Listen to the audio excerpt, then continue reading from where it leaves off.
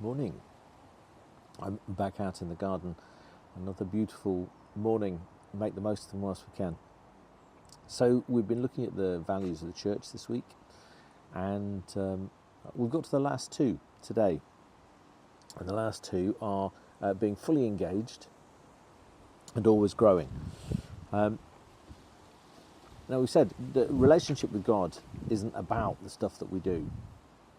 That relationship is set first, and then out of that comes all sorts of different things. To be fully engaged is to actively join in with the things that God is up to. And for us, that means we receive as a community, but we also commit to engaging and giving out as a community. That's an intentional thing.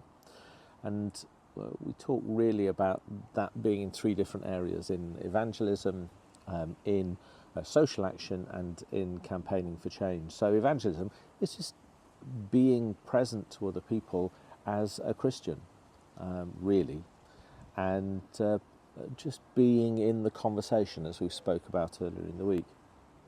And social action is doing those things that will make a difference to people in the situation that they find themselves in, where they're struggling.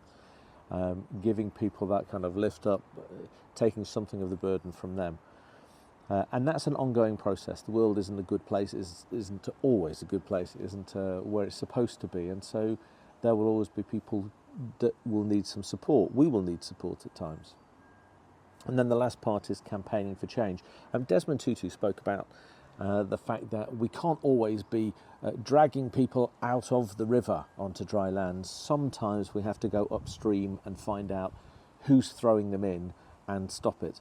And so those two things go together, social action and campaigning for change. And whatever that might mean for you, intentionally to get a hold of. So for today, maybe just think about a little thing that you might do to care for somebody, a little thing that you might do to bring about change in a situation so that it's better next time. And then there's the idea of always growing. We're not static, we're meant to keep growing, and we keep growing to the last of our days. It's a lifetime of learning, really, and being shaped, and we get bumped along the way, and those bumps we have to find ways of healing and sorting ourselves out. But the interesting thing here is, from a biblical point of view, this process of growing, of becoming, of maturing, what the Bible talks about, kind of teleos, heading towards the end point of maturity. It's never done on your own. We don't really get it because we don't see the way that the language works in the Greek. But it's almost always in the plural. It's almost always talked about as community. And so as we are always growing, we do that in conversation with others. We do that by maybe just going out for a coffee.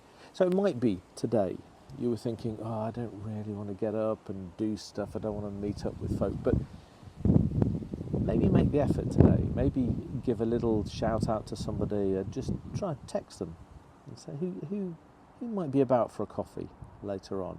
Maybe at lunchtime. Maybe if they're picking up a sandwich. Who could I kind of just say, hey, do you fancy going out together?